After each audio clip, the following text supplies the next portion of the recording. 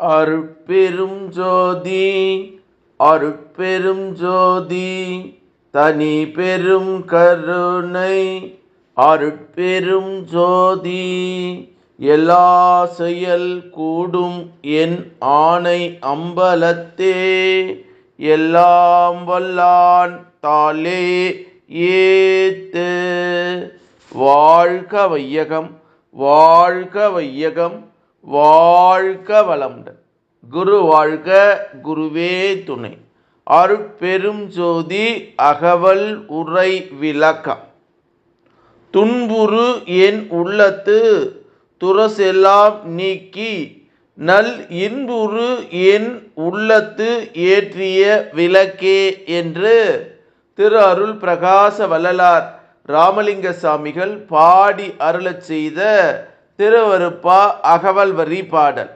இதனுடைய உரை விளக்கம். துன்பம் என்பது தருகின்ற தத்துவ குற்றங்களை எல்லாம் மனம் முதலாகிய 96 தத்துவங்களை போக்கி நல்ல இன்பத்தை நான் அடைய என் உள்ளத்தே ஏற்றிய தீபமே என்று பேராசிரியர் பாலசுப்பிரமணியம் ஐயா அவர்கள் சொல்லக்கூடிய ஒரு அற்புதமான உரை விளக்கம். துன்புறு என் உள்ளத்து துறசெல்லாம் நீக்கி நல் இன்புறு என் உள்ளத்து ஏற்றிய விளக்கே என்ற அகவல் வரி 1497 1498 அகவல் வரிக்கு சாமி சரவணானந்தா அவர்கள் சொல்லக்கூடிய ஒரு அற்புதமான மெய்ஞான விளக்கம். உலகிலும் உடலிலும் நல் இல்லாத அசுத்த மல மாசு விடை பொருள்களும் சேர்ந்து பலவாகிய கேடுகளை விளைவித்து ஜீவர்களை துன்புறுத்தும் 96 தத்துவங்களாகிய இம்மனித பிறப்பு உருவில் அருள் விளங்காத அக்குவா காலத்தில் தத்துவ துறசுகள் நிறைந்திருப்பதால் தும்பியல் வாழ்வே சூழ்கின்றது. துறசு என்றால் குற்றம். தேக கரணங்களில் போக பொருள்களிலே சூழ்நிலைகளே பலவாகி குற்றம் குறைகள் தோன்றிக்கொண்டே இருக்கும்.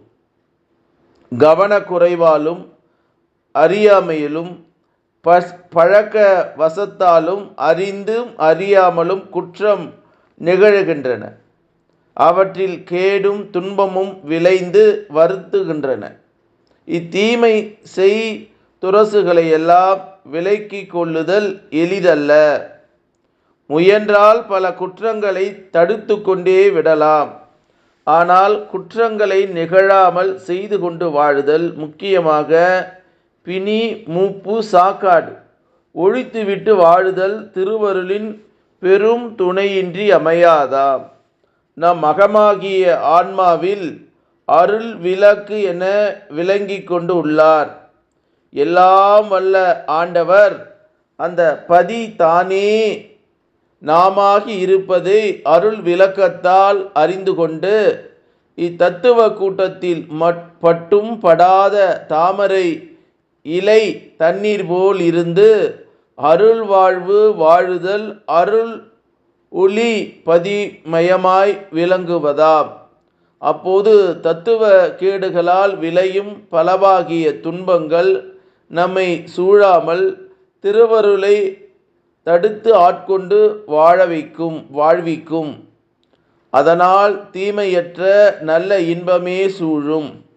தீப ஒளி கண்டவுடன் சேர்ந்து சந்தோஷம் கிடைக்கும் என்பார். அந்த ஒளி தீபத்தை அருளால் கண்டு கொண்டு அது நாமாகி விளங்கி நேருகின்றதால் அதனுடைய இயல்பாகிய சச்சிதானந்த அனுபவம் நமதாய் விளங்குவது உண்மையாம். இதனால் இந்த நித்திய தீபத்தால்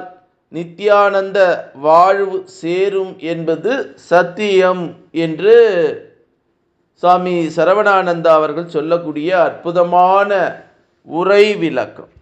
இந்த கவியின் மூலமாக, இந்த அகவல் வரியின் மூலமாக சாமி நமக்கு சொல்லக்கூடிய செய்தி, சாமி அருள் பிரகாச வள்ளலார் நமக்கு சொல்லக்கூடிய செய்தி, துன்புறு என் உள்ளத்து துரசு எல்லாம் நீக்கி நல்ல இன்புறு என் உள்ளத்து ஏற்றிய விளக்கே அப்படின்னு அவர் சொல்லக்கூடிய இந்த பாடல் அகவல் வரி, துன்பம் தருகின்ற தத்துவங்களையும் குறைகளை எல்லாம் மனம் முதலாகிய 96 தத்துவங்களை போக்கி நல்ல இன்பத்தை நான் அடைய என் உள்ளத்தே ஏற்றிய தீபமே என்று பேராசிரியர் பாலசுப்ரமணிய ஐயா அவர்கள் சொல்லக்கூடிய ஒரு அற்புதமான கருத்தாக நாம் பார்க்கிறோம்.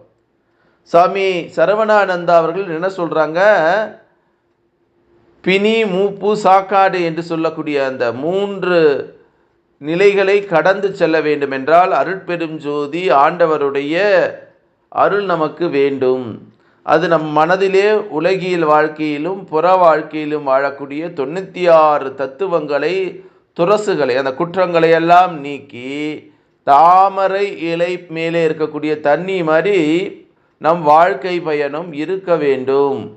பெரிய ஒரு குளம் இருக்கு, அந்த குளத்திலே இருந்தாலும் கூட தாமரை இலை தண்ணிலே ஒட்டாமல் மேலே மலர்ந்து பூத்திருக்கும்.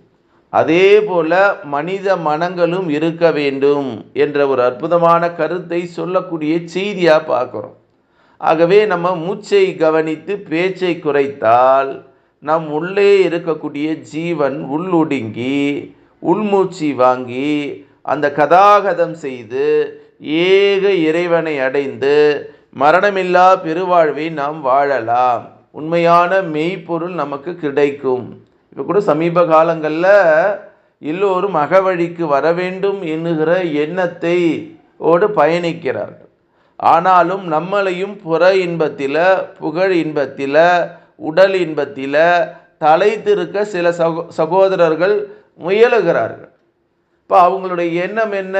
புலன் இன்பம், புகழ் இன்பம், நானே பெரியவன், நானே ஒரு அழகன், உலகமே என் அடிக்கீழ் என்ற மம்மதியோடு ஒழுக்க பண்பாடு இல்லாமல் ஆடுகிற ஆட்டம் ஒரு பக்கம், எல்லாம் என்னால் தான் செய்ய முடியும் என்று சொல்லக்கூடிய நிலையிலும் இருக்கிறார்கள். வாக்களித்த மக்கள் ஓட்டு போட்டு ஒரு ஆட்சியிலே அதிகாரத்தில் அமர்த்துகிறார்கள். தான்றோணித்தனமாக மக்களினுடைய எண்ணத்தை பற்றியுமே எண்ணாமல் புலன் இன்பத்திலும் புகழ் இன்பத்திலும் போதை பொருளிலும் மக்களை இன்றைக்கு ஆளுகிற ஆட்சியாளர்கள் செய்கிறார்கள். அந்த ஆன்மீகம் கூட இன்னைக்கு பார்த்தீங்கன்னா வருமானம் பார்க்கக்கூடிய ஒரு இடமாக மாற்றிவிட்டார்கள்.